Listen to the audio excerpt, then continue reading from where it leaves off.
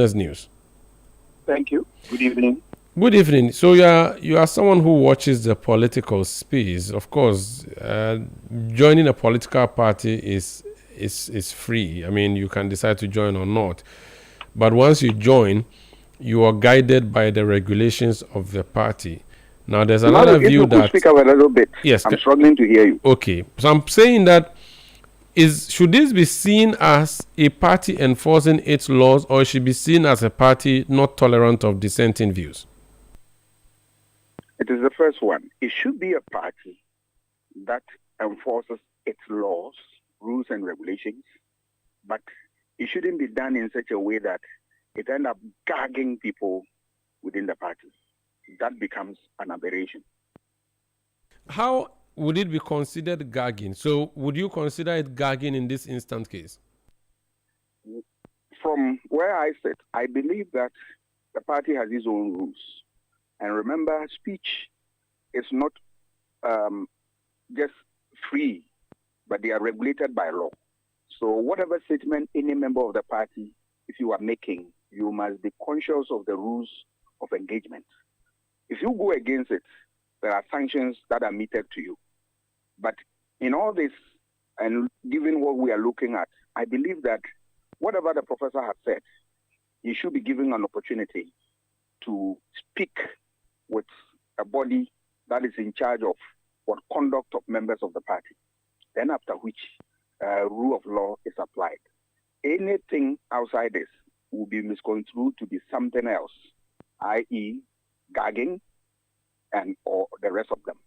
So I believe that it is in the interest of the party to walk the professor through rule of law so that at the end of the day, whatever decision that comes out, people can stand up and defend the decision and own it. Are party members not allowed to criticize their parties? And would the comments of Professor Frimpong Boateng qualify as criticism, or you see it as an attack?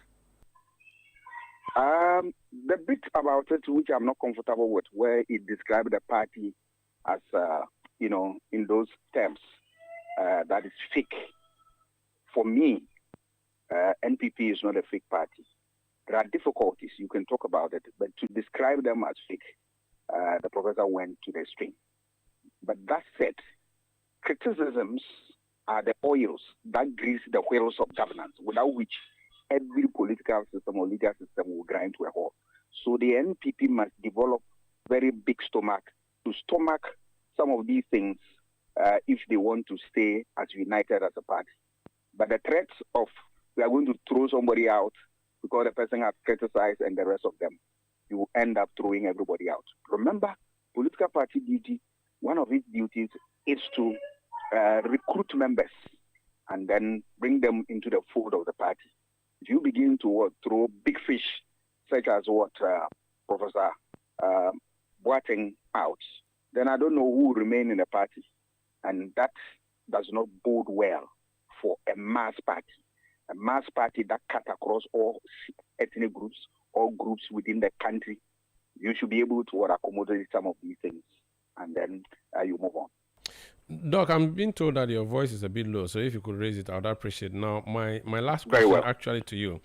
The party's approach, some think it is akin to using a sledgehammer to strike an ant. Do you see the action of the party as heavy-handed? Do you think there would have been a better route to dealing with this? Perhaps talk to him, advise him, beg him, than issue a statement a few hours after his utterances and say, we are beginning processes to remove? It seems to me that there is certain simmering tension between the professor and the political party, because other than that, this statement becomes more of a sledgehammer on an ant. Because, if anything, and giving the professor pedigree and all that, you could call him and have a word or two with him, and then you move on. But if they see instance that they want to apply the rule to its letter, then one would also ask them, there are people who have said worse things against the political party, and they walk free within the party.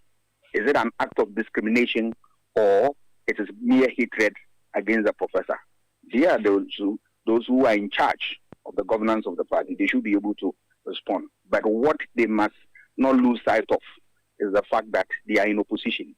So any such actions, if they are taking, they must be very careful because it can have a boomerang effect on the stability of the party.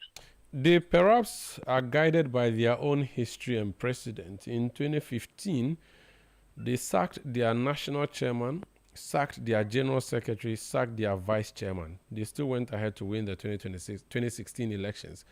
Perhaps that is what encourages them to say, get rid of anyone you think is engaging in anti-party activity. And if they could survive without a chairman, general secretary, and vice chairman, then who is a mere Professor Dr Frimpong Boateng in the scheme of things? Would that be a justified view that the party would be holding? I hold a contrary view, because if this is their view, then they are in for trouble. Because you are now going to police the political space and make sure that people are politically correct. But that is a unnecessary waste of time, because they have more important things to do. And people have said all manner of things, and they will allow to go scot-free. Why this that you want to, as it were, exact punishment and the rest of them? I am not by this saying that when somebody goes contrary to the rules of the game, is not sanctioned. But sometimes you look at it in a certain tactical manner so as not to incur the wrath of the large majority of those who share in your opinion and your values. Remember that the name of the game is what? Numbers. So big fishes such as what the professor, if you are handling such issues, you have to handle with tact, and you must do it in such a way that you don't rock your own boat. Thank you for speaking to us, sir. My pleasure. That's Dr. Asah Asante. He is a political scientist. This channel, this is High Witness News. On 97.